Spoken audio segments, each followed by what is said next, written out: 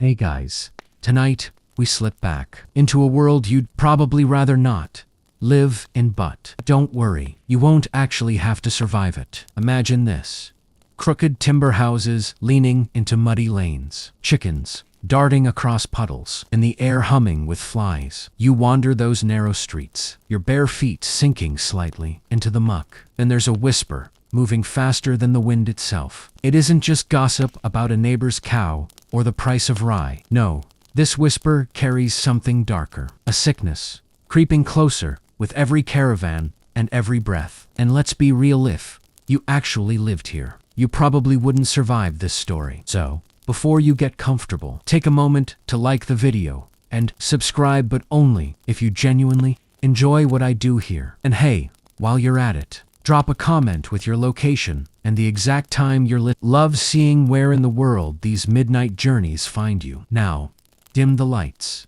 Maybe turn on a fan for that soft background hum. And let's ease into tonight's journey together. You move through the village, and even though the sun is still up, the air feels heavy, as if it knows something is coming. You notice faces in doorways, eyes darting nervously toward the distant horizon. The carts that once clattered in daily rhythm have slowed. No one sings while drawing water from the well anymore. A chill drags across your skin, even in daylight. The rumors say a sickness has crossed seas, slipped through harbors, and now stalks inland. Some say it comes from foul air, poisoned winds drifting in from the east.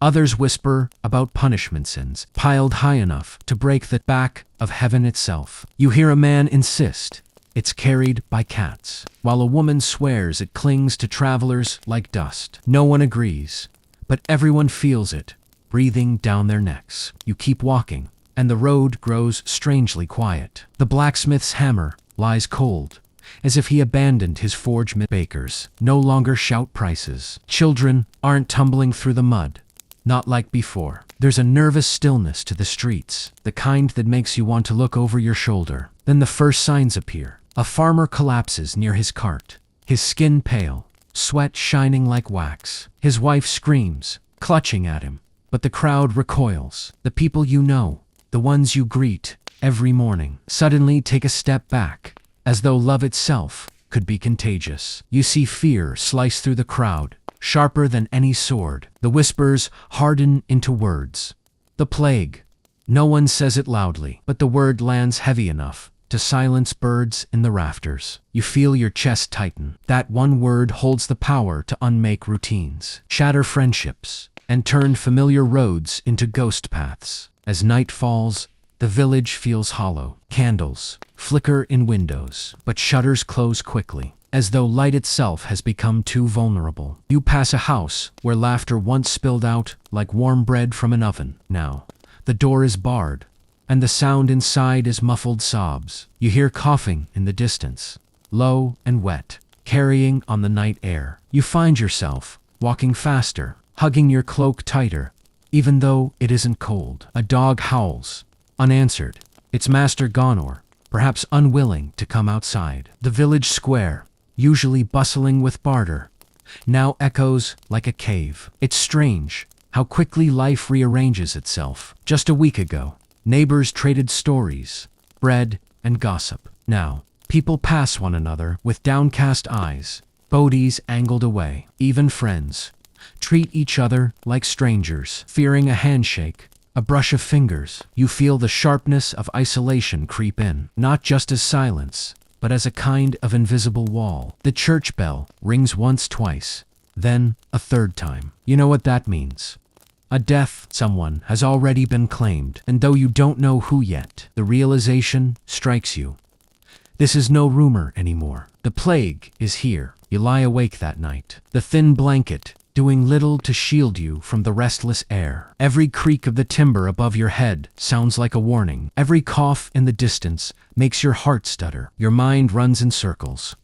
How do you protect yourself from something you cannot see? How do you guard your breath, your blood, your very skin? And as you drift between wakefulness and uneasy sleep, you understand something chilling. It isn't only the sickness that kills, it's the dread, the way Fear eats through the bonds between people, turning a village into a scattered collection of locked doors and silent prayers. You realize that survival won't just mean keeping your body alive. It will mean holding on to whatever scraps of humanity remain. The silent killer has arrived, and from this moment forward, every choice you make will echo between hope and despair, between superstition and survival. You wake to a morning that feels heavier than usual, as though the sun itself is reluctant to rise. The mist clings to the fields, not in that soft, romantic way, but in a smothering hush that swallows birdsong. You step outside and catch the eyes of your neighbors. No one speaks at first, but you feel the weight of something unsaid,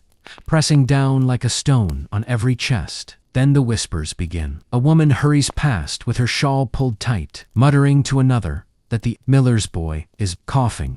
An old man swears he saw a raven perched on the church steeple all night. A bad omen, he insists. You hear that a traveler collapsed on the road just outside the village. Some say his body was covered in swellings the size of apples. Others say he was foaming at the mouth. None of the stories agree, but each one grows darker in the retelling. By the time you reach the well, the crowd has already gathered. They lean in close, voices lowered, trading fragments of news. Someone mentions Florence, where half the city is said to have perished. Someone else talks about Paris, where even doctors fled their patients. A boy insists that the sickness was sent by God himself, a scourge for humanity's sins. His words spread like fire through dry grass, igniting nods, gasps, and nervous prayers. Rumor spreads faster than truth ever could. One moment, you hear that the sickness rides in on the fleas of rats. The next, you're told it drifts through the air like smoke, seeping under doors and through cracks in the roof. You glance at the straw-packed gaps in your own home and wonder whether even your walls are traitors. The whispers shape how you move, what you touch, even how close you stand to the people you've known your whole life. The butcher no longer lets anyone inside his stall. He passes meat through the window with a gloved hand. The priest, once so eager to clasp your shoulders, now keeps his distance, blessing you with trembling fingers raised from afar. And of course, there are always those who claim to know the secret cure. You overhear a woman insisting that vinegar baths will keep the sickness away. A man nearby swears garlic worn around the neck is as good as armor. Another says you must avoid looking at the sick entirely, for their very gaze can poison you. Each rumor piles on top of the last, until you can't tell where hope ends and fear begins. The strangest thing is how quickly panic becomes routine. People stop meeting at the tavern. Doors remain barred, even during daylight. You notice fewer and fewer footsteps on the road, as if the earth itself has decided to quiet down. Even the animals sense it. The cows in the fields are restless. The dogs bark at shadows, and the crows seem to multiply overnight. And yet, despite the silence, there's a constant hum in your head, the echo of all those voices, all those theories.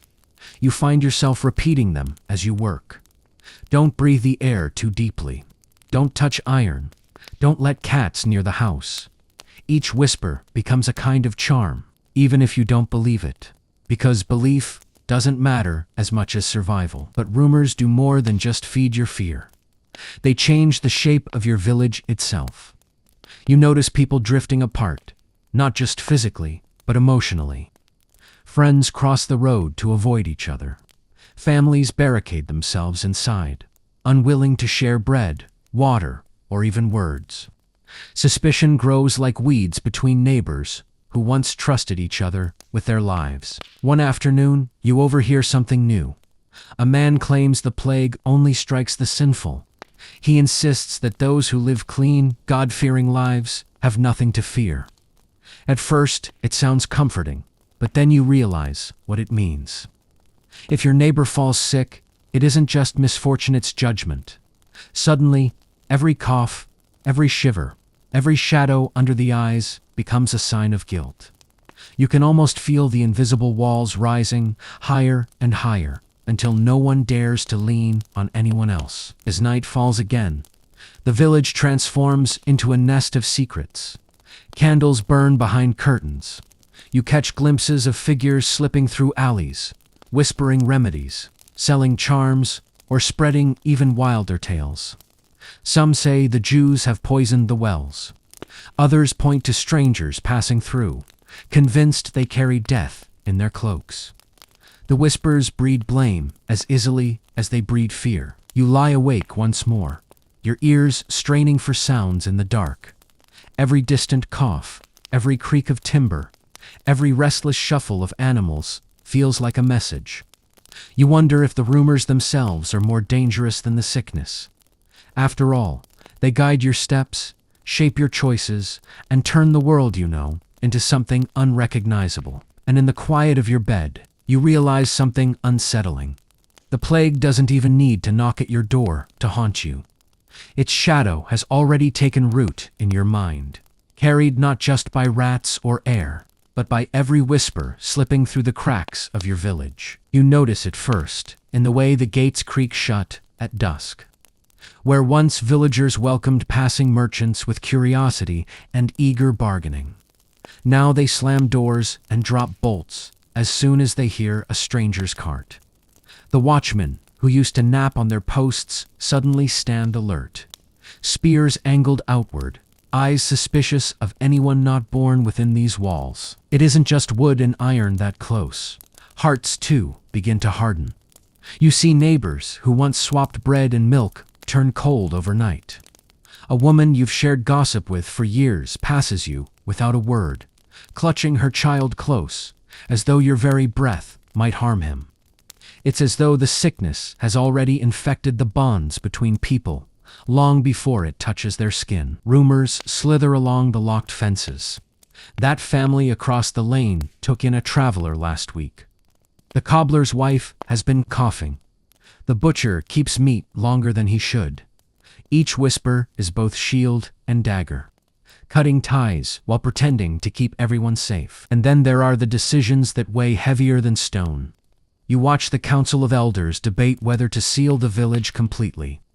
The baker argues trade must continue, or everyone will starve. The miller insists no outsider should pass through, even if it means empty shelves. Voices rise, fists slam on the table, but behind every argument lies the same quiver of fear. Let one wrong person through, and you doom them all. Some gates are more than physical barriers. You begin to sense the invisible fences between households. Doors that once stood open now stay barred. Windows once flung wide for gossip are latched tight. Even the children are told not to play beyond their own yards. The laughter that used to weave through the lanes disappears, replaced by silence heavy enough to ring in your ears. Still, not everyone agrees with this new coldness. You witness moments of rebellion, small but fierce. A girl sneaks out at night to deliver bread to an isolated widow.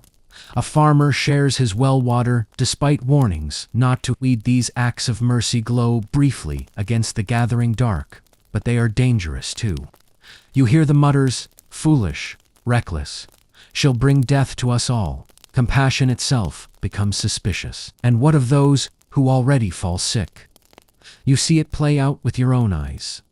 A young man develops a cough. His family, terrified, barricades him in his own room. Food is slid under the door. No one touches him. His cries grow weaker until they stop altogether. Days later, the smell seeps out, a cruel confirmation of what everyone already knew but wouldn't dare speak aloud. The door stays locked, even then, as though death itself might slip back out. Scholars still argue whether fear saved lives or destroyed them faster. Was shutting gates and hearts an act of survival, or a slow strangling of the very bonds that made survival possible? Standing there in the hollow silence of your village, you can't help but feel the cost. Even the church, once the beating heart of community, changes. The priest no longer visits the sick. Sermons grow shorter, hurried, sometimes delivered from the threshold rather than the pulpit. Pews that once groaned under the weight of villagers now echo half empty. People still pray, yes, but mostly from behind closed doors. Faith itself is quarantined. One evening, You hear commotion near the village gate.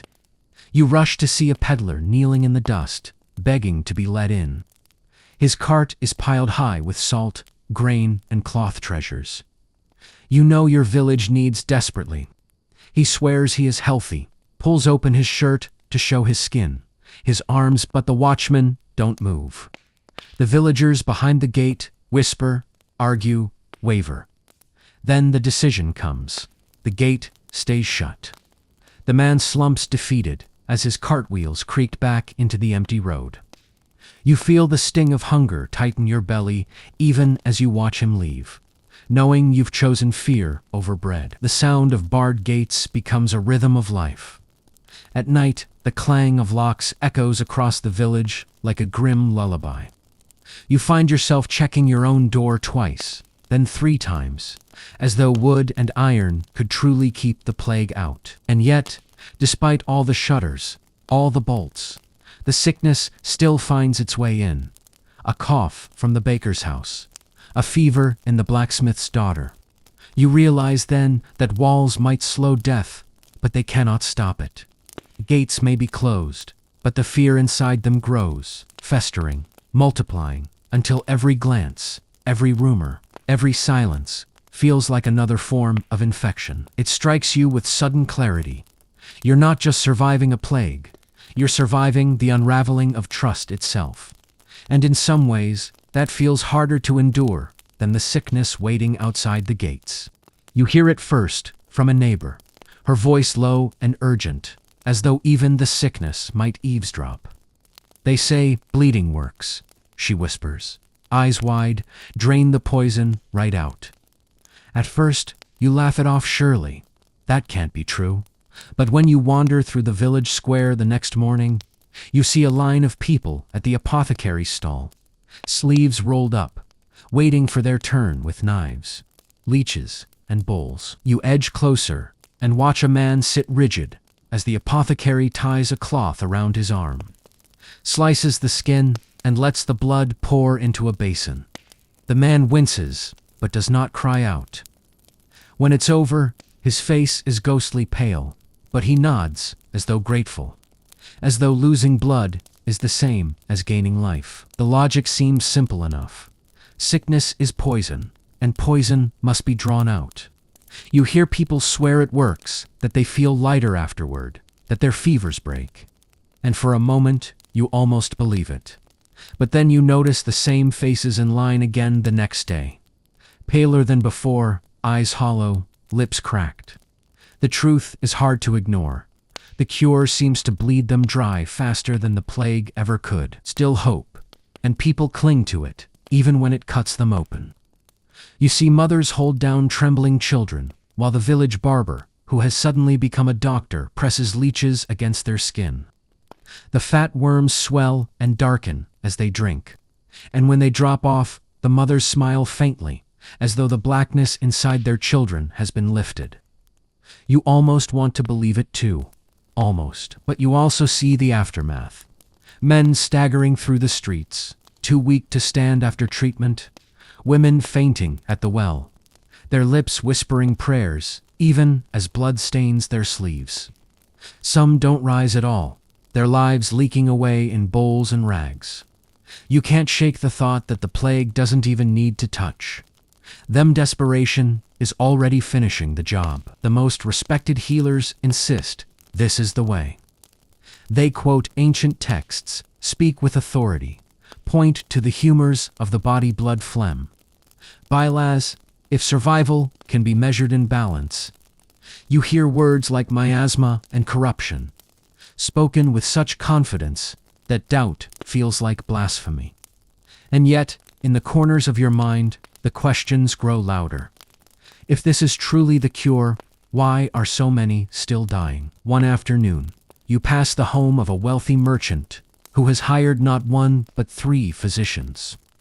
Their robes are marked with strange symbols, their hands heavy with rings. You hear the man inside groaning, begging for relief.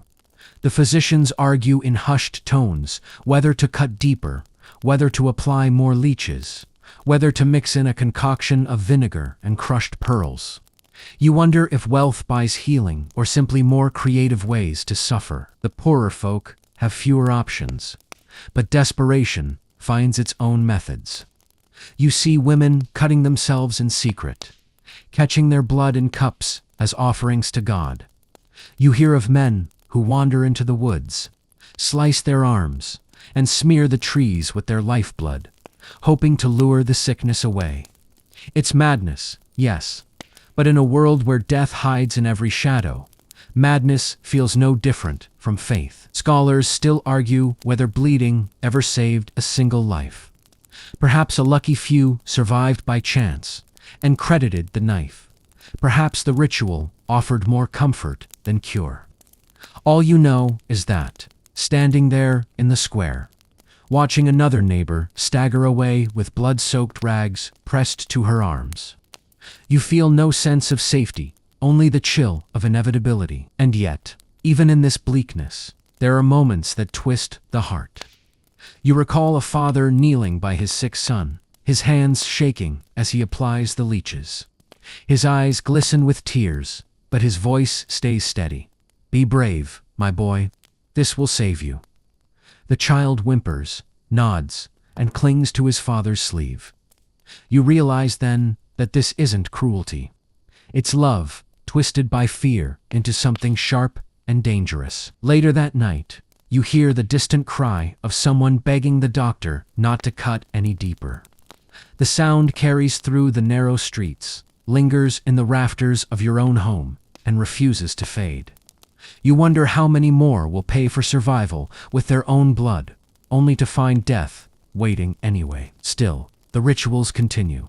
Bowls fill, leeches fatten, and the village carries on as if pain itself might be proof of healing. And you, walking among them, can't decide what terrifies you more: the sickness that creeps unseen, or the cures that carve the living before it ever arrives. By dawn, you've made your own silent vow. If the plague comes for you, you will keep your blood where it belongs, inside your veins. But as you glance around at your neighbors, pale and trembling, yet strangely hopeful, you realize that such a choice may leave you standing alone. The next morning, you catch the sharp sting of garlic before you even open your door. Someone has strung whole bulbs across their threshold, like protective charms.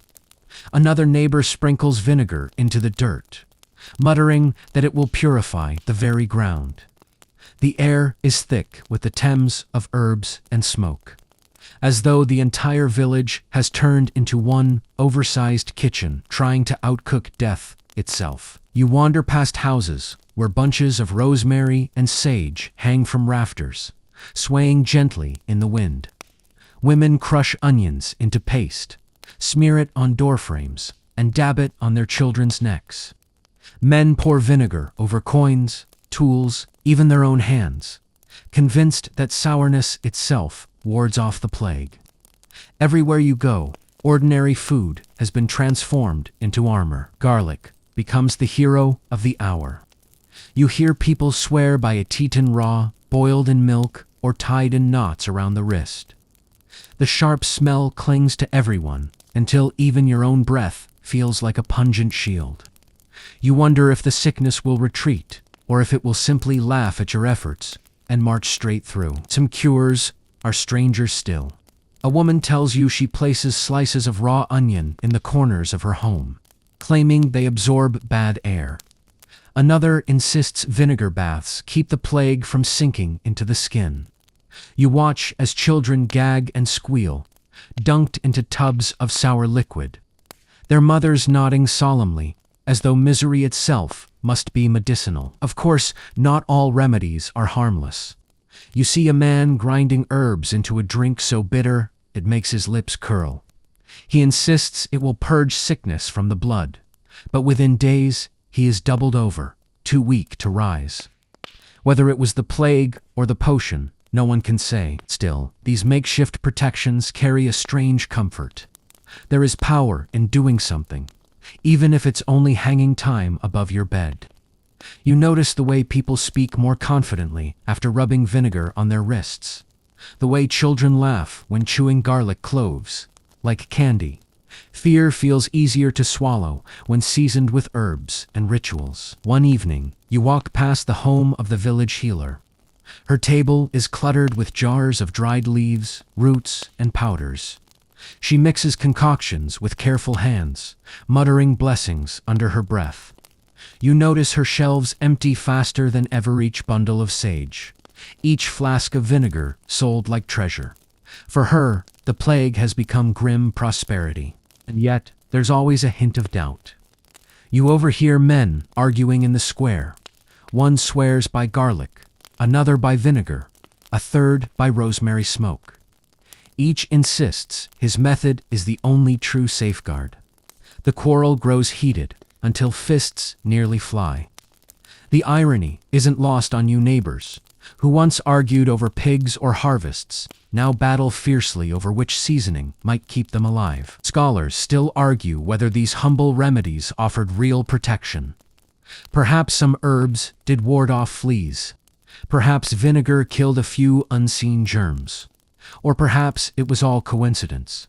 Faith wrapped in flavor. But as you watch your neighbors tie cloves around their children's necks, you realize that belief alone can sometimes soothe more than truth ever could. There's a curious side effect, too. The village smells different now. Gone is the sour temps of sweat and livestock. Instead, the streets are heavy with garlic, onions, vinegar, and rosemary. It's as though you live inside a giant cauldron of soup. Even the animals sneeze and snort, confused by the constant haze of herbs. But there's another layer beneath the humor. You notice how the rituals bring people together. A woman shares garlic bulbs with her neighbor.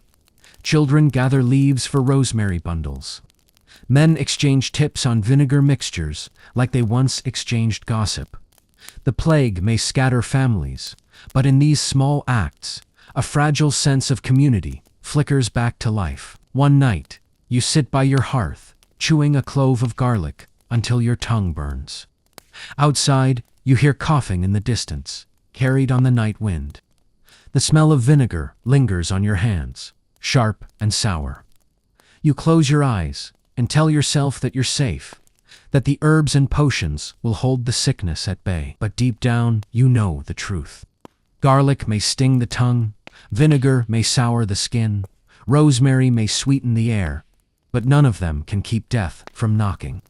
Still, in a world where so much is beyond your control, even the illusion of safety feels like a blessing worth clinging to. And so, you go to sleep with garlic on your breath, vinegar on your skin, and rosemary hanging above your bed. Not because you believe they will save you, but because you cannot bear to do nothing at all. The bells toll again. And this time, you're not sure if they're calling people to Mass or warning them away. The church doors swing open, but only a thin trickle of villagers dare step inside. You follow cautiously, the heavy scent of incense already clinging to the air like a shield. Candles flicker in the dim nave, casting shadows that stretch like skeletal fingers across the walls. You kneel with the others, though your knees ache against the cold stone floor. The priest's voice trembles as he speaks, words rising toward the rafters, bouncing back hollow. Repent, he urges, repent. For this is punishment. His hands shake, his eyes are red-rimmed. And you can't tell if he believes his own sermon. Yet the people around you whisper prayers with desperate intensity, as though each syllable might push the plague back one more step. Faith takes on a frantic energy in times like this. You see women clutching rosaries until their knuckles whiten. Men kneel so low their foreheads scrape the floor. Children cry, not fully understanding, but joining in because their parents' fear leaks into their bones. The prayers become louder, more urgent, until the sound fills the church like a storm. You find yourself whispering to, words spilling out half from belief, half from fear. Maybe if you bargain hard enough, promise to sin less, to give more, to pray daily, you might survive. You imagine heaven leaning down, listening to every plea, weighing which lives to spare. Outside the church, rituals multiply. Processions snake through the village, torches held high, voices chanting. You walk with them.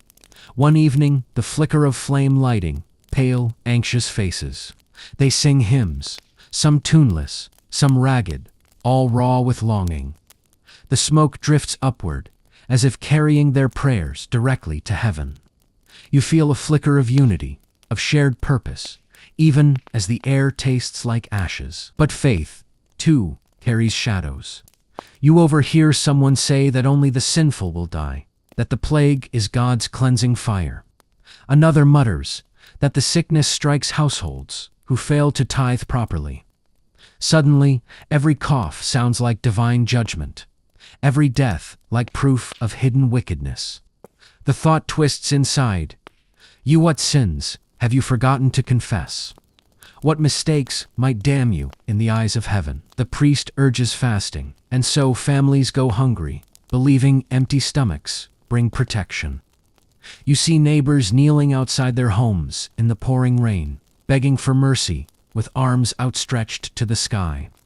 Some even walk barefoot through the village at night, whispering psalms under their breath until their voices crack. Scholars still argue whether these prayers offered strength or despair. Perhaps faith helped people endure the fear. Perhaps it convinced them that survival wasn't entirely in their own hands. Or perhaps it deepened the terror, making every failure to pray another imagined nail in their coffin. And yet, even amid the panic, there are quiet moments of beauty. You remember an old woman singing softly in the church, her voice thin but steady, weaving calm through the chaos. You recall the warmth of a candle pressed into your hand, the flame trembling but alive. For an instant, you almost believe that faith itself might shield you, if not from death, then at least from despair. Still, doubt gnaws at you. You see the priest falter during Mass, coughing into his sleeve, his face pale. You notice fewer people in the pews each week. The hymns grow thinner, weaker. The incense burns stronger, as though scent alone could mask absence. Faith is still here, yes, but it feels like a thread fraying under too much weight. One night, you stand outside your home, looking up at the stars. The air is cool, the silence deep. You whisper a prayer of your own, not the rehearsed words from Mass, but something raw. You ask for strength, for protection, for the chance to see another sunrise. You don't know if anyone hears you, but for a brief moment, saying the words out loud feels like placing a stone between yourself and the flood. Perhaps that is the true survival, hidden in faith. Not the promise of divine rescue, but the simple act of speaking hope into the night. Of reminding yourself you are not entirely alone. So you keep praying, even as doubt claws at you. You keep kneeling, keep whispering, keep raising your eyes toward heaven. Because in a world where medicine bleeds you dry and herbs only season your fear, prayer feels like the last barrier between you and the darkness pressing in. You hear them before you see them, the rhythmic thud of feet on dirt, accompanied by chants that rise and fall in eerie unison. You step out of your home and notice a long procession winding through the village. Faces hidden beneath hoods, arms lashing their own backs in harsh, deliberate strokes. The flagellants have arrived, and their presence twists the air into something tight and electric. The first thing you notice is the devotion. These strangers move with purpose, not fear. They believe that by punishing themselves, by bathing their flesh in pain, they can appease God and cleanse the world of sin. You watch a young man flay his shoulders with a whip, droplets of blood glistening in the sunlight, and you shiver despite your best efforts. There's an intensity to their ritual that both terrifies and fascinates you. People gather at the edges of the procession. Some clutch their children, murmuring prayers. Others stand silently, drawn by a mix of curiosity and hope. And you can't help but follow along, feeling the pull of something pramola, desire to see devotion. To witness faith expressed in flesh and bone, even if it borders on madness. The flagellants move slowly, chanting lines of penitence and pleading. You recognize fragments from church teachings, twisted into harsh, repetitive rhythms that pound through your chest.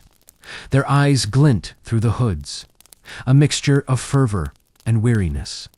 Each lash is precise, deliberate, almost surgical in its cruelty.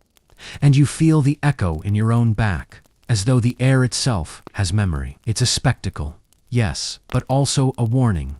You hear whispers that if one were to ignore sin, the plague would seek them out. You realize that the ritual is as much about inspiring terror as it is about salvation.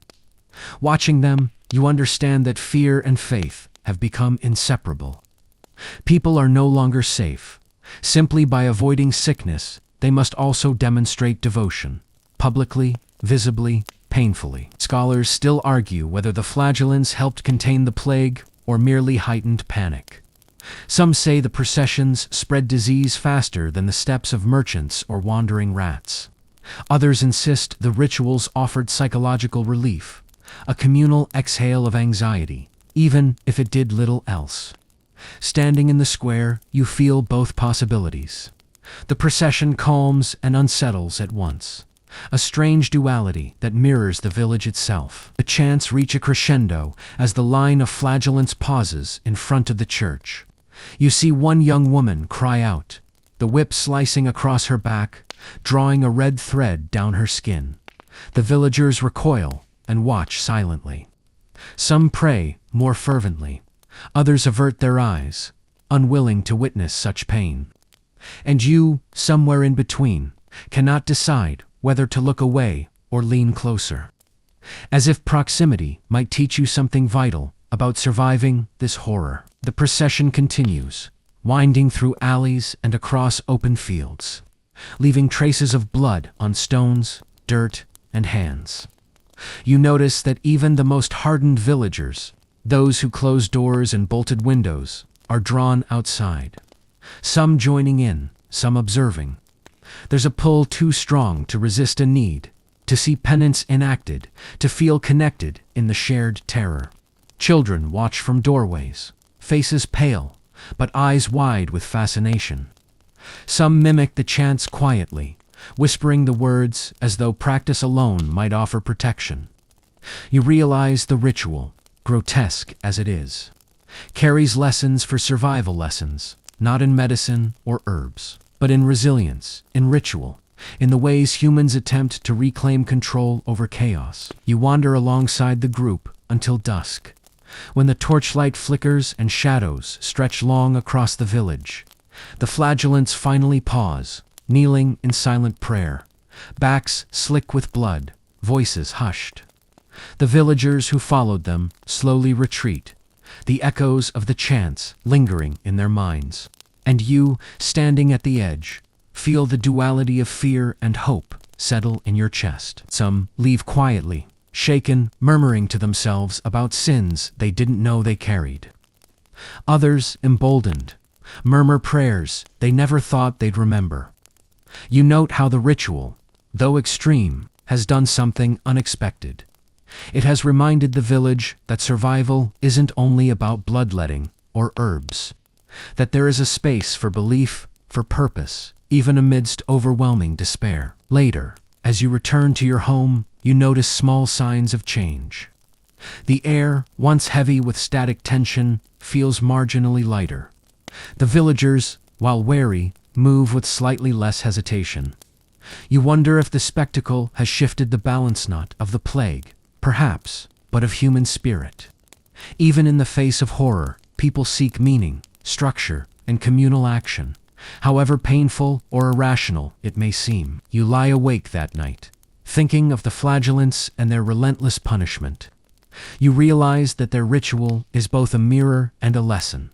Life in a plague is about endurance, about confronting fear head-on, about finding ways, however strange or extreme, to impose order on the chaos that surrounds you.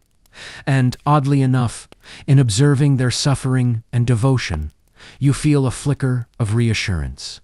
Perhaps survival isn't just about avoiding the disease. Perhaps it's also about maintaining the threads of humanity that remain. You wrinkle your nose before even crossing the village square. The air is thick with strange scents, pungent herbs, sweet perfumes, and a faint undertone of rot that you try hard to ignore. Everyone around you clutches small pouches, bells, or masks over their faces. You realize that even the very air has become a battlefield, and scent is the weapon of choice. The masks are the first thing that catches your attention. Some are simple cloth coverings tied tightly around the nose and mouth. Others are more elaborate. Long beaks filled with fragrant herbs, petals, or dried flowers. You overhear someone explain that the bad air carries the sickness, and that filling a mask with sweet smells will trick it, or at least keep it away from your lungs. You try one yourself, pressing the soft fabric against your face, and immediately feel a strange comfort. Maybe it's protection, maybe it's placebo, but it works well enough for your imagination. Perfumes and incense burn at every corner. You see villagers waving smoldering bundles of rosemary, lavender, or even frankincense, attempting to purify the space around them. You step through clouds of smoke, coughing slightly, but also feeling a curious sense of safety. There's a strange magic in this act, a tactile demonstration of control over the invisible. Some people take it further. You watch a merchant rub rosewater onto his hands before touching coins, muttering prayers under his breath. A woman sprinkles vinegar over her doorstep, nodding solemnly, as though it has the power to repel death itself. The small gestures pile up, forming a patchwork of superstition that blankets the village in a fragile sense of security. Oddly, it isn't just the sick who participate. Healthy villagers move with masks, bells, and pouches, reinforcing the idea that everyone is potentially contaminated. Children mimic adults, swinging tiny satchels filled with herbs as they chase each other through the streets. Even the dogs seem to sniff curiously at the pungent scents, as though the entire village has become an aromatic battlefield against the unseen. Scholars still argue whether these practices offered any real protection. Perhaps certain herbs repelled fleas or insects. Perhaps vinegar and smoke killed some airborne bacteria. Perhaps all of it was mere theater, a comfort for minds on the brink of terror. Standing there, walking among them, you realize that even if the effect is imaginary, the psychological relief is tangible. It's the difference between freezing in fear and taking action, no matter how absurd it seems. You notice the way the scents influence behavior. People move with caution, holding space between themselves and others. Hands that once casually touched neighbors' shoulders now hover uncertainly. Even greetings are whispered or replaced with a nod. The rituals impose a kind of order on the chaos, setting boundaries, marking safe distance, and giving structure to fear. The masks themselves become symbols. A brightly colored beak or a simple cloth covering signals vigilance, awareness, and belonging. You see villagers nod to one another as though recognizing shared commitment to survival. There's pride in participation, a quiet camaraderie even amid terror. You realize that the plague, while forcing isolation, also builds a strange sense of community through these shared precautions. One afternoon, you approach a group of women seated near the well. They wave incense, sprinkle vinegar, and press herb pouches to their chests. You overhear one whispering, almost conspiratorially, that if you combine garlic, rosemary, and a drop of vinegar, it creates a plague-proof aura. You raise an eyebrow and suppress a Lafayette, even as you scoff. You feel your hands itching to mix the concoction yourself. Safety, even imagined, is a powerful motivator. And then there's the odd side effect. The village smells nothing like it did before. Gone is the stale temps of unwashed bodies or spoiled milk. Instead, it's pungent, sweet, and spicy. All at once, a constant reminder of vigilance, protection, and ritual. You catch yourself inhaling more deeply than you should. curious if the mixture of scents will actually make the invisible enemy flee. Even the travelers and outsiders are not exempt. Merchants pass by with beaks stuffed full of herbs, bells jingling to announce their approach, fumigating themselves with smoke. Children mimic these travelers with small pouches, running through the streets like tiny guardians against invisible death. You can't help but admire the collective creativity, the lengths to which people will go to imagine control when the stakes are life itself. By nightfall, the village is a carnival of scent. Windows glow with candlelight and smoke curls through doorways. You walk past houses and notice doors ajar, herbs dangling, masks left on tables, rituals paused only for sleep. The act of surviving, you realize, has become performance as much as protection.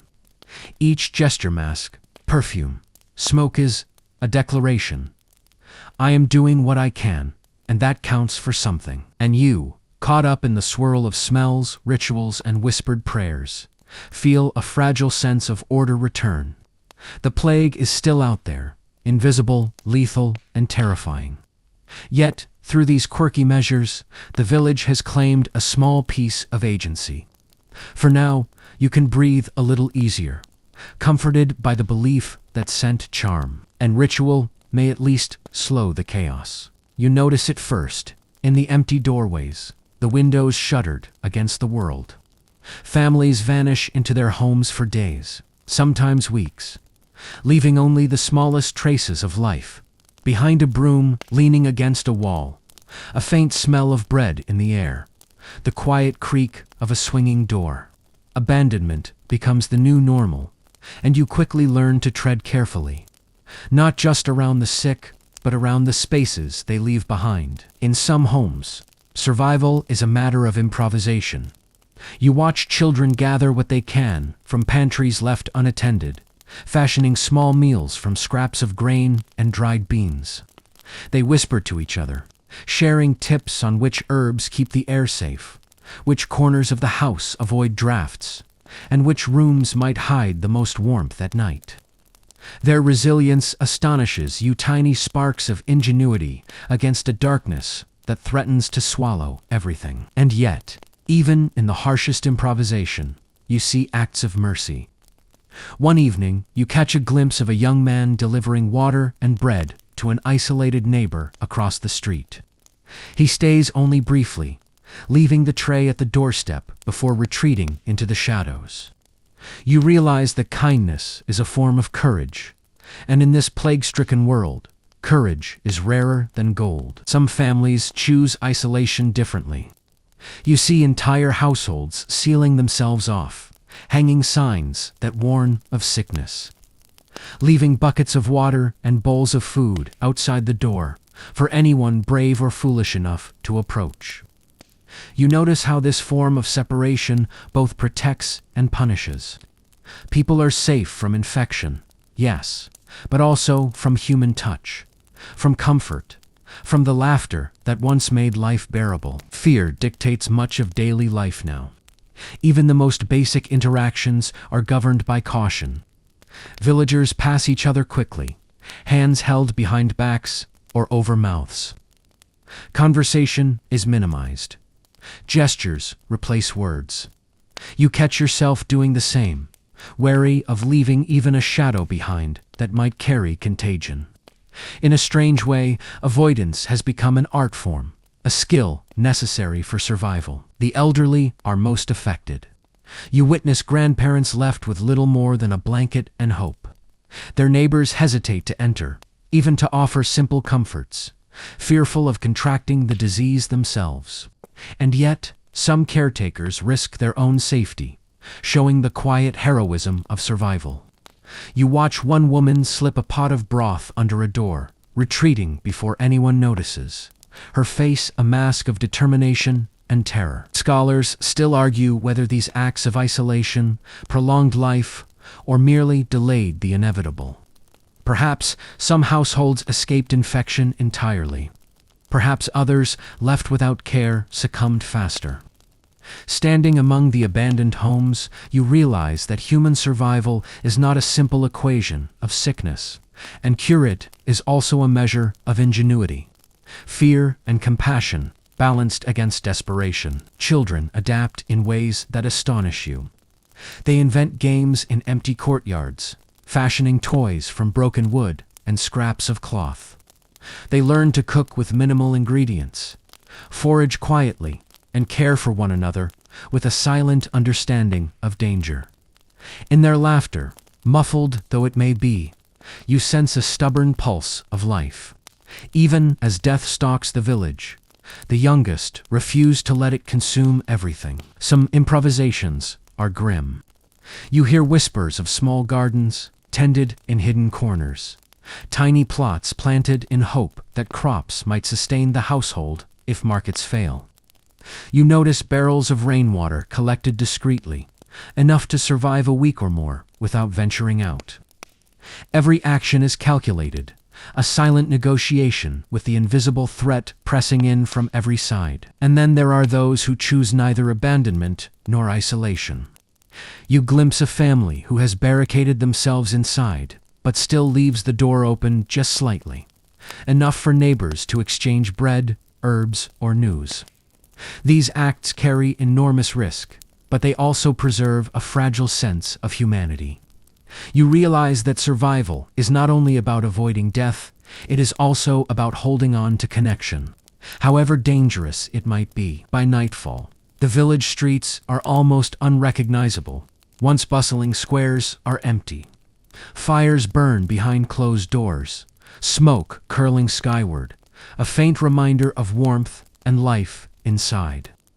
You walk carefully, stepping over debris and shadows, aware that every movement is calculated for safety.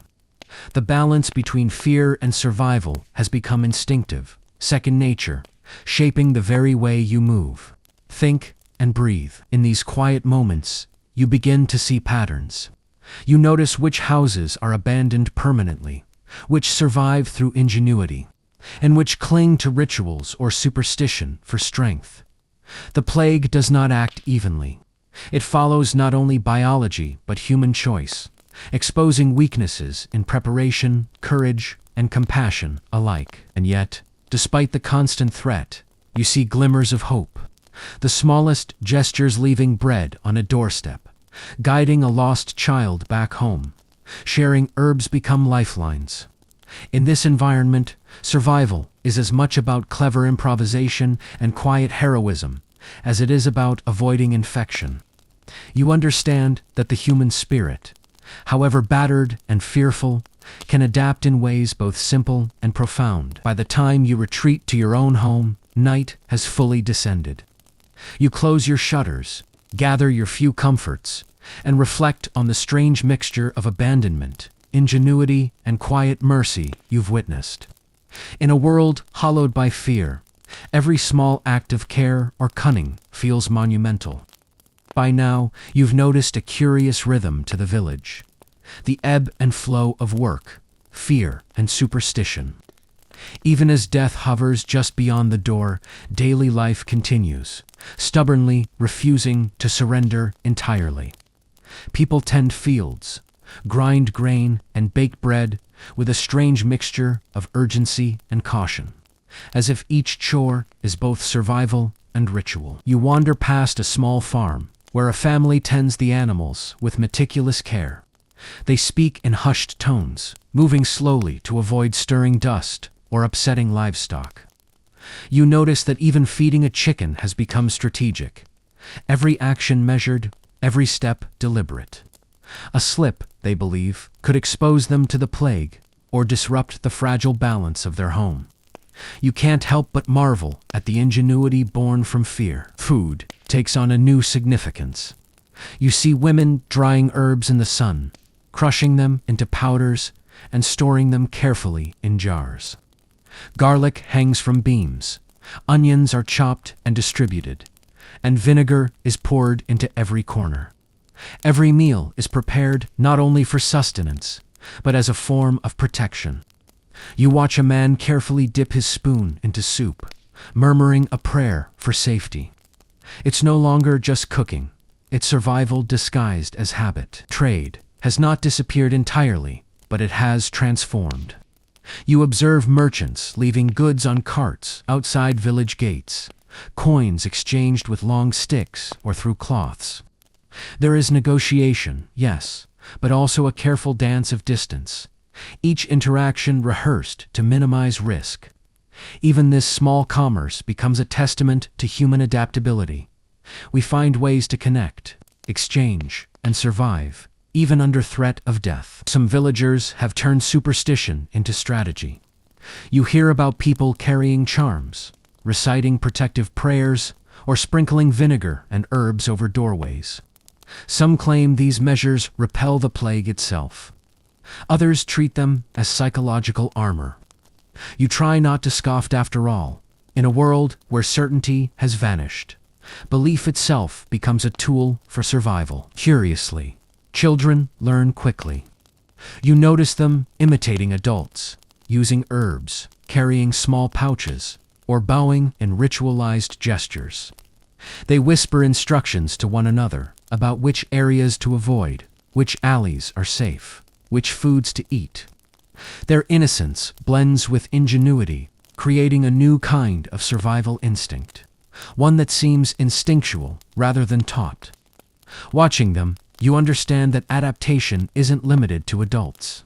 Even the youngest become strategists in this high-stakes environment. Scholars still argue whether the precautions villagers took truly had impact on survival. Some insist that isolation, masks, and herbs reduced exposure to fleas and miasmas. Others contend that coincidence and selective immunity explain survival better than any deliberate practice. You, standing among the quiet streets and tense faces, realize the answer is probably somewhere in between. Measures may not have guaranteed life, but they offered hope, structure, and a sense of agency. Ritual intertwines with daily work. You notice farmers pausing mid-task to murmur prayers, sprinkle herbs over tools, or touch a necklace of garlic. Bread baking becomes ceremonial, and water drawing from wells takes on careful precision. Even mundane acts transform into defensive measures, blending practicality with superstition. It's exhausting, yet oddly reassuring. Each action, however small, is an affirmation. You are doing what you can to survive. And then there are the oddities, the strange practices that make you pause. You see villagers tying pieces of cloth soaked in vinegar to their wrists, hanging onions in the corners of rooms, or placing bowls of crushed herbs by their beds. Some speak of charms that ward off spirits. Others swear that chanting lines from scripture keeps the plague from entering the house. You can't tell which, if any, are effective, but you notice the confidence it instills. Sometimes the belief itself becomes the lifeline. As night falls, the village settles into its unique rhythm. Doors are bolted, candles flicker, and herbs hang from rafters, swaying in the evening breeze. You notice the careful patterns. Each home has its rituals, each household its protections, each individual their own strategies for survival. The streets are quiet, but the energy is tense, alive with precaution and intent. You pause at the edge of the square, noting how the plague has reshaped both behavior and environment. The air smells faintly of vinegar and herbs, and you sense the invisible boundaries drawn between households. Even laughter is rare, carefully measured, a whisper rather than a song. The village has adapted, yes, but at a cost. Spontaneity and carefree life have been replaced with calculated moves, survival rituals, and constant vigilance. Yet, in this strange transformation, you perceive resilience. Life persists. People still tend fields, bake bread, trade goods, and care for children. They improvise, adapt, and find meaning where they can. In the heart of fear, life continues, not unchecked, not carefree, but persistent. And you, observing, understand that survival in such times is as much about spirit, ingenuity, and observation as it is about avoiding the invisible threat outside. By the time you return home, exhausted yet alert, you reflect on the day's lessons. The plague has stripped away certainty, leaving only adaptation, ritual, and improvisation. You close your door, light a candle, and prepare for night, knowing that tomorrow will demand the same vigilance, ingenuity, and courage. You wake before dawn, the sky a pale gray, and step outside to find the village streets strangely quiet. The air is sharp with morning chill, but also tinged with the lingering smell of herbs, vinegar, and smoke. Even at this early hour, you notice how the rhythm of life has shifted. Footsteps are measured, doors creak only when necessary, and every movement seems deliberate, cautious, like a dance performed to keep death at bay. You wander past the market square, where the few remaining traders are already setting up. Everything is arranged with precision. Baskets spaced apart, coins passed with sticks or cloths, and herbs bundled into neat sachets. Conversation is hushed, gestures exaggerated for clarity. You realize that even commerce has become a careful choreography designed to minimize risk. Every action is calculated, every breath measured, and every smile cautious. In the fields, work continues, but the energy has changed. Farmers move slowly, talking in whispers, pausing frequently to examine soil, crops, or livestock. Tools are cleaned more often, hands are washed in vinegar, and prayers are muttered under the breath with every step. The simple act of tending to the land has transformed into a ritual of vigilance, a daily negotiation between necessity and fear. Children follow their parents' patterns, mimicking rituals with astonishing accuracy. You see them sprinkle herbs along garden rows, bow at doorways, and whisper protective chants. They adapt faster than adults, internalizing the unspoken rules of survival. In their play, fear becomes instinct, and instinct becomes a form of education. You can't help but marvel at their resilience. Even in a world fractured by death, life persists with ingenuity and quiet courage. You notice the rituals extend beyond the practical. People hang garlic, rosemary, and onions at windows and doors, believing they ward off not only disease but evil spirits.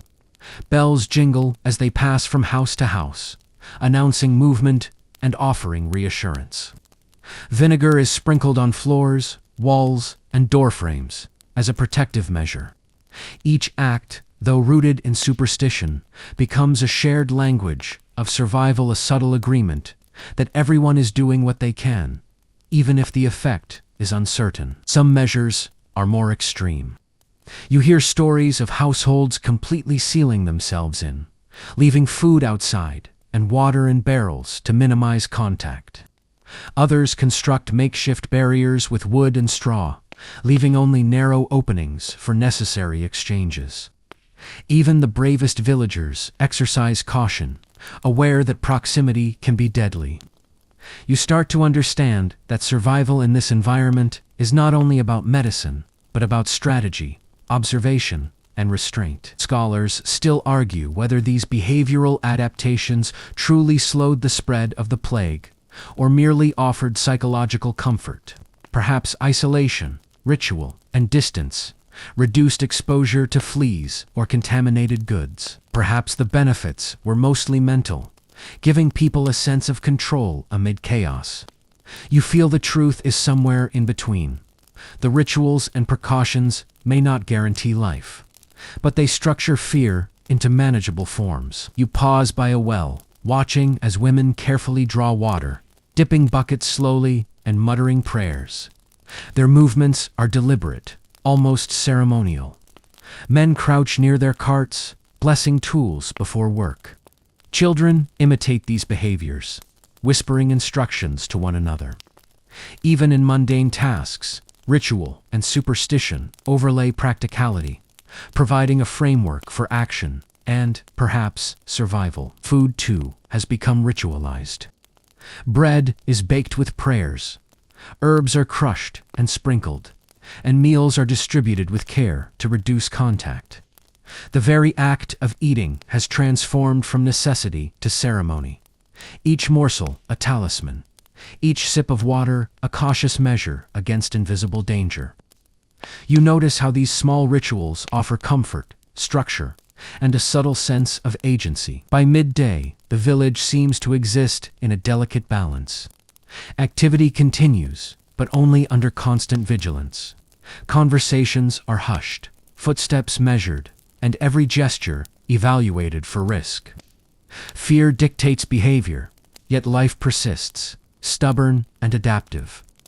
You realize that survival is not merely about avoiding infection, it's about internalizing patterns, rituals, and strategies that align with both instinct and superstition. Even leisure has adapted. Children play quietly with handmade toys, imitating adults' rituals. Women weave herbs into garlands or small pouches, both decorative and protective. Men take brief walks, practicing spacing, using gestures instead of touch, maintaining a careful rhythm in every step. Life has slowed, but it has not stopped. It has merely transformed, shaped by the invisible hand of fear and the relentless presence of disease. At sunset, the village glows with candlelight and smoke. Rituals continue as the day winds down. Doors are bolted, herbs are arranged for the night. Incense burns in small dishes, and prayers are whispered into the dark. You watch these acts with a mixture of awe and melancholy, realizing that the plague has forced people to invent new forms of life, blending practicality, superstition, and community into a fragile but persistent rhythm. And as you step into your own home, the weight of observation settles over you. You understand, perhaps for the first time, that survival is as much a product of human creativity, ritual, and adaptability as it is of chance or medicine. The village has learned to coexist with death, shaping every movement, every word, and every breath to protect life, even when protection feels imperfect or incomplete. Night falls, and the village seems to exhale. Candles flicker behind shutters, casting trembling shadows across walls and alleys. The air is thick with the mixed scents of herbs, vinegar, and smoke, mingling with the ever-present temps of fear. You realize that darkness amplifies every sound. The distant cough of a neighbor, the creak of a shutter, the whisper of wind through the rooftops. Each noise feels loaded with warning. Each shadow a potential threat. Inside your own home, you notice small routines, forming tiny rituals to ward off worry as much as disease. You sprinkle vinegar across the floor, hang garlic above your door, and lay herbs along the windowsill.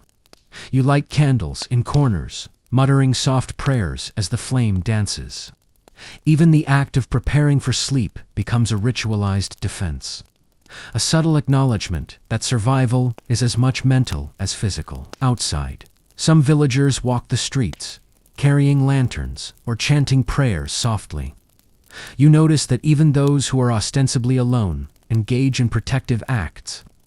A man sweeps the path in front of his home with deliberate strokes, murmuring blessings as he moves.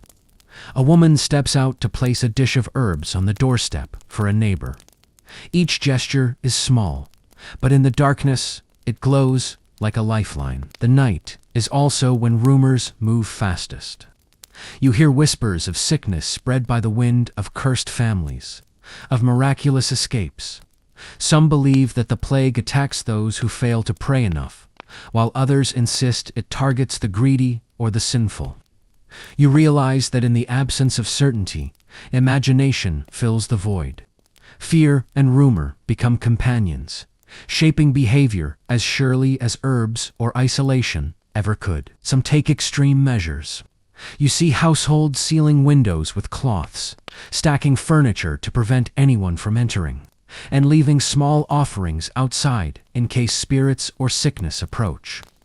You hear of people walking barefoot through fields, believing that exposure to fresh earth purifies the body.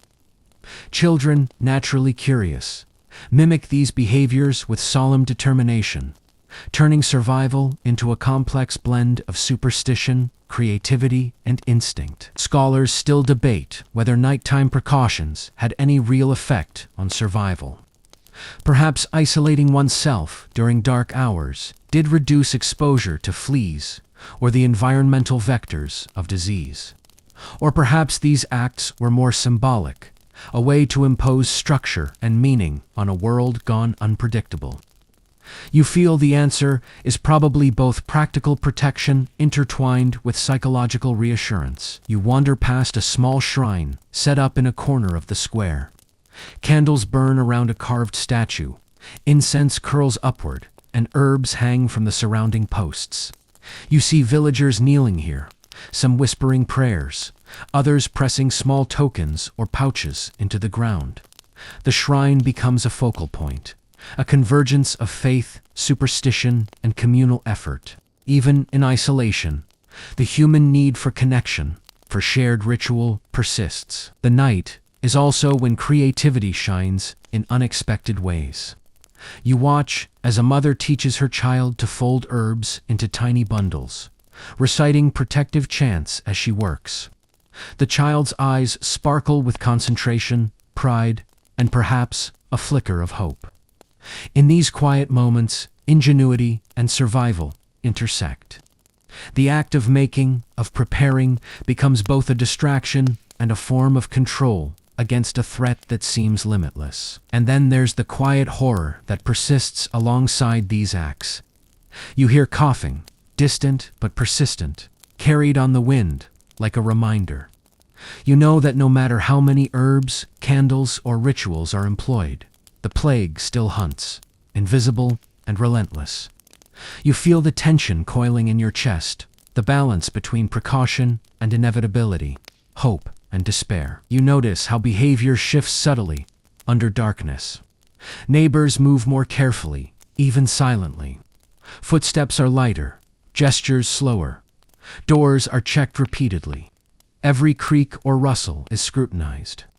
Survival becomes an act of constant vigilance, a quiet choreography performed to stay just ahead of unseen death. Yet, even amid fear, moments of beauty persist. The flicker of candlelight, the soft scent of sage, the careful murmur of a protective prayerall create a fragile sense of peace. In these moments, you realize that the night, though threatening, also offers a canvas for hope. Rituals, no matter how small or strange, are the brushstrokes that allow humans to paint order onto chaos. You settle finally into your own small rituals, repeating gestures that have become second nature, sprinkling vinegar along the floor, arranging garlic above the door, lighting a candle in each corner. You whisper a prayer, not for certainty of survival, but for calm in the face of fear. The darkness outside remains thick and implacable, yet within the circle of light, smell, and ritual, you find a fragile sanctuary, and as sleep begins to tug at your consciousness, you realize that survival in this plague is not only about herbs, isolation, or superstition. It's about structure, ritual, and the quiet assertion of control in a world otherwise ruled by chaos. Each action, however small, however symbolic, becomes a declaration. I am alive. I am vigilant. I am human. The sun rises late heavy and orange, as if reluctant to illuminate the village. You step outside and immediately sense the subtle shift in energy. The day feels slower, deliberate, as if the plague has taught time itself to tiptoe. People move with cautious precision, checking doorways, scanning streets, adjusting masks, and repeating small protective gestures with almost unconscious rhythm. Work continues in fits and starts. Farmers tend to fields, adjusting tools, moving slowly to avoid stirring up dust. Children fetch water, carry herbs, and help their families, practicing the intricate rituals they've learned. Every motion, every word is carefully weighed. Survival now demands attentiveness, not speed. Precision replaces recklessness. You walk among them, feeling the strain of this new rhythm press against your chest. Meals have taken on ceremonial importance. Bread is baked slowly, each loaf accompanied by whispered prayers. Herbs are sprinkled in exact patterns. Vinegar is added with care. You notice the older villagers overseeing these preparations, ensuring that every action aligns with the rules they've developed to stave off disease. It's less about flavor or sustenance, and more about adherence to protective ritual, a shared belief that small acts can add layers of defense. Trade and exchange continue, though cautiously. Coins are wiped with vinegar or cloths. Goods are passed using long sticks or through barriers. You watch merchants and villagers negotiate in whispers, careful not to touch anything unnecessarily. The market, once a bustling hub, now feels like a dance performed with invisible predators. Each step, each transaction, a negotiation with risk. Odd remedies and superstitions are everywhere. You notice neighbors carrying pouches of crushed herbs, sprinkling them over doorways, or tying cloves of garlic around children's necks. Some whisper charms aloud, others recite prayers silently. You see a man crushing onions, murmuring instructions for their placement. Each act feels a little theatrical, a little desperate, but collectively they create a sense of shared effort and protection. Scholars still debate the efficacy of these measures. Perhaps herbs, smoke, and isolation reduced exposure to fleas or environmental miasmas. Perhaps the real effect was psychological rituals, giving structure to fear and hope. Observing the village, you sense the truth lies in both. Whether real or imagined, these precautions allow villagers to maintain agency in an unpredictable world. Children continue to adapt impressively. They mimic adults' behaviors, internalizing the rules of safety with surprising speed. They sprinkle herbs, place pouches, avoid certain streets, and even assist with food preparation, following steps learned by observation. It's instinctive learning. Survival has become embedded in behavior, a daily education in fear, caution, and ritual. Even leisure adapts to necessity. Children play quietly, inventing games that mimic adults' rituals. Women craft protective charms and herb bundles. Men walk carefully, observing spacing and minimizing contact. Laughter is hushed and measured, but it persists, a reminder that even in fear, life continues. These small acts of creativity and engagement become a silent defiance against the oppressive atmosphere of the plague. One afternoon, you notice a group gathered at the edge of the village, performing what seems like a healing ritual. Herbs are crushed, chants whispered, incense burned. Families participate in small ways, observing but not touching. You sense a dual purpose, practical and symbolic. Even if the ritual does nothing against disease, it strengthens community bonds, reinforces shared hope, and gives the participants a sense of control. Night arrives with its familiar tension. Candles flicker in windows, smoke drifts from chimneys, and whispers float in the dark. You hear stories of miraculous recoveries, tales that mix truth and imagination, providing reassurance and motivation. Some believe that if they follow rituals perfectly, they will survive. Others act out of habit or fear, unsure of what works, but unwilling to stop. You feel the delicate balance between belief and desperation, between routine and chaos. You move through the quiet streets, noting how every gesture has a counterpart. A prayer for every step, a bundle of herbs for every doorway, a whispered caution for every interaction.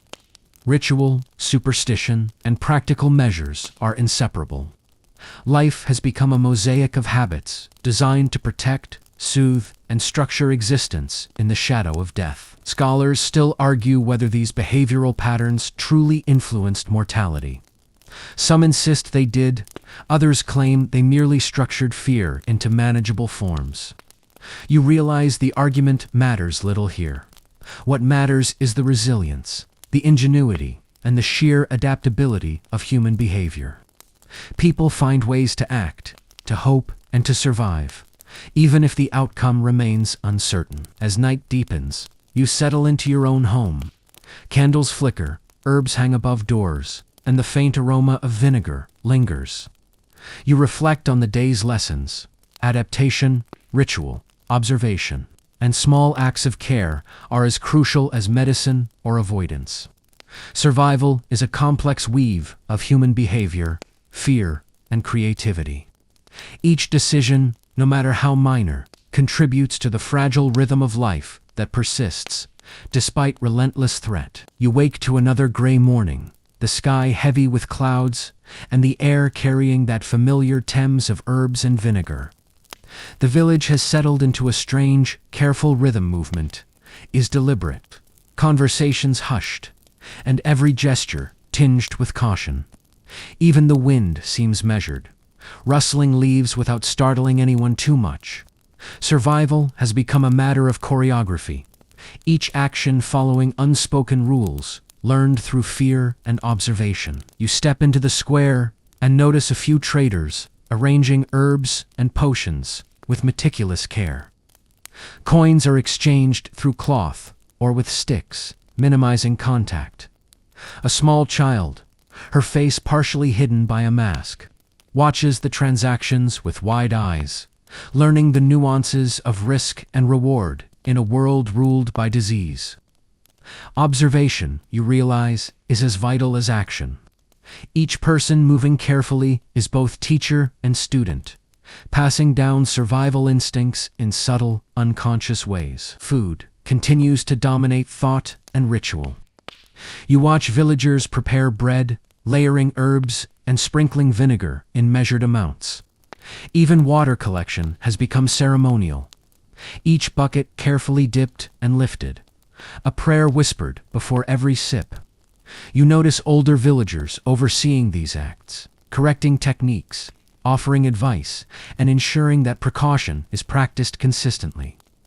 Routine, you realize, has become a form of defense, a bulwark against the unpredictable. Strange remedies remain everywhere. Some people crush herbs into powders and scatter them across floors. Others tie garlic and onion to doors, or wear pouches of crushed rosemary around their necks. You see children mimicking adults, performing these actions with earnest seriousness. Odd as these practices may seem, they serve a dual purpose: protection and reassurance. Belief itself becomes a form of survival, a psychological shield against the invisible threat outside. Scholars still argue whether these superstitions had tangible effects on survival rates. Perhaps the herbs kept fleas at bay. Perhaps vinegar disinfected surfaces. Or perhaps the actions mattered little biologically, but provided psychological resilience. Watching the village, you suspect the answer is a combination of all three. Action, even symbolic, creates order from chaos, helping people endure what otherwise seems unbearable. By mid-morning, the village pulses with quiet activity. Farmers tend crops, ensuring minimal contact and careful spacing. Women bake bread, crush herbs, and prepare meals with whispered prayers. Children fetch water and assist in small chores, learning the intricate rituals that sustain life. Even the act of walking through the village is governed by observation. Avoid shadows, step lightly, and respect the invisible boundaries that mark safety. You notice the interplay between fear and ingenuity. Some households improvise entirely new routines: hidden gardens in backyards, small barrels to collect rainwater, herbs stored in unconventional ways. Others enhance rituals, new charms, creative placements of protective pouches, or combining multiple herbs in novel mixtures. Every adaptation, no matter how strange, reflects the human drive to control what cannot truly be controlled. Night falls, and the village takes on its familiar, ritualized pattern. Candles glow behind windows, smoke curls from chimneys, and whispers of prayer and charm-making fill the air. Some families isolate themselves completely, leaving food and water outside for visitors. Others perform protective rituals at doorways or windows, hoping that herbs, vinegar, and prayer can shield them. You walk among them, aware of the shared understanding. Everyone is improvising, adapting, surviving in the best way they know how. Children, as always, are remarkable. You see them playing quiet games that mimic adult rituals, sprinkling herbs, arranging small pouches, reciting protective chants. Fear becomes education, instinct becomes strategy, and imagination becomes a tool of survival. In their actions, you glimpse the continuity of life, even in the shadow of death. The next generation learns, adapts, and carries forward knowledge and courage. You pause in the square, observing patterns. Households with active rituals seem steadier, calmer, more resilient. Those that ignore precautions move with uncertainty, hesitation, and tension. The plague does not strike evenly. Human behavior shapes outcomes in subtle ways. Adaptation, ritual, observation, and care. These are as crucial to survival as food, water, or herbs. The night deepens. You return to your home, performing your own small rituals, arranging herbs, sprinkling vinegar, lighting candles. You whisper prayers, not for certainty, but for calm. The outside world remains threatening, dark, and uncertain. Yet within the circle of ritual, smell, and light, there is a fragile sanctuary. Survival is not only about avoiding death, it is about creating order, fostering hope, and asserting humanity in a world that seems intent on erasing it. The days blend together, and the village has become a study in rhythm and ritual. Every footstep, every gesture, every whispered prayer forms a pattern that keeps fear at bay or, at least, manages it. You notice that survival is no longer simply about avoiding disease. It is about maintaining structure, cultivating vigilance, and embracing human ingenuity in all its forms. You walk past homes where families have perfected their protective routines. Herbs are crushed and sprinkled meticulously. Garlic and onions hang above doorways, and vinegar is applied carefully to floors and door frames. You watch a child imitate her parents with astonishing precision, a tiny, earnest replica of survival instinct. Even the most mundane actions, fetching water, baking bread, tending animals, have been transformed into rituals of defense. Some villagers remain in isolation, entirely removed from social interaction. You see meals left at doors, barrels of water collected, and notes exchanged cautiously. Others have found balance. Contact is limited but deliberate. Communication performed with careful gestures and distance. You realize that survival is as much about negotiation as it is about precaution, negotiating risk, distance, and community day after day. Faith and superstition remain central. Small shrines glow in corners, candles flicker, and incense curls upward. Prayers are whispered for every meal, every step outside, every encounter. Some rituals are simple, others elaborate. You watch a group of women crush herbs and scatter them around a doorway while chanting protective phrases. Each gesture is both practical and symbolic, reinforcing community bonds and offering psychological protection. Odd remedies persist, blending tradition, superstition, and intuition. Vinegar, herbs, charms, and gestures create a tapestry of precaution. You see neighbors checking each other's routines, correcting mistakes, sharing knowledge, and quietly ensuring that everyone is following established patterns.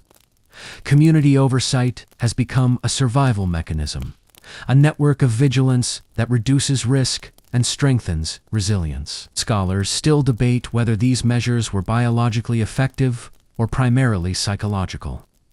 Perhaps some herbs repelled fleas, vinegar killed pathogens, and isolation reduced exposure. Perhaps the real power lay in structure, ritual, and shared belief. Watching the village, you realize both are true. The practices protect the body and stabilize the mind. creating conditions where survival is more likely, even when death lingers nearby. Children continue to impress with adaptability. They absorb rituals, repeat prayers, mimic protective gestures, and anticipate risk. Play becomes education, learning, and preparation all at once. Even in the midst of terror, the continuity of life persists through the youngest, who embody hope, resilience, and the capacity to adapt with remarkable speed. Evenings are the most telling. Candles flicker in windows, herbs sway gently above doors, and the soft sound of murmured prayers fills the air. Families perform last-minute protective routines before sleep, sprinkling vinegar, arranging charms, whispering prayers. The darkness remains full of threat, yet within these routines is a fragile sense of control, a reassurance that for now you have done all you can. You note small acts of heroism and ingenuity everywhere. A woman leaves water for a neighbor across the street. Children share protective charms with friends. Men carefully clean tools and leave notes about safe practices. These actions, small as they may seem, build a lattice of survival across the village, a network of vigilance that binds people together even when physical distance separates them. Fear persists, yet life finds ways to persist alongside it. Families adapt, improvise, and invent new routines daily. Work, play, faith, superstition, and ritual interweave into a delicate, precarious rhythm. Each action, whether crushing herbs, lighting a candle, reciting a prayer, or leaving food at a neighbor's door, a declaration of agency, a conscious effort to assert life against the backdrop of constant threat. As you finally settle in for the night, you feel the weight of what has been learned. Survival is not merely a matter of avoiding infection. It is about observation, adaptation, structure, ritual, and community. It is about watching, listening, and learning from each action, each precaution, and each human choice. The village has become a living classroom in ingenuity, resilience, and courage. You take a final walk through the quiet streets. Shadows stretch long, flickering in candlelight. The air smells of herbs, smoke, and vinegar, strange perfume of survival. You realize that life continues, not because fear has vanished, but because humans have learned to coexist with it, to ritualize it, and to structure their days around it. Survival is deliberate, communal, and as much psychological as it is physical. And as you step back into your home, closing the door against the night, you acknowledge a quiet truth. The plague has reshaped the village, the behaviors, and the very rhythm of life. Yet, amid fear, superstition, and loss, humans have adapted. They have found ways to assert control, maintain connection, and keep the pulse of life alive, however fragile it may be. The candlelight flickers one last time. The herbs hang gently in the doorway. The soft murmur of prayer drifts through the air. And you, weary but aware, settle into bed, carrying with you the knowledge that survival is an act of creativity, courage, and persistence, lessons that echo long after the plague has passed.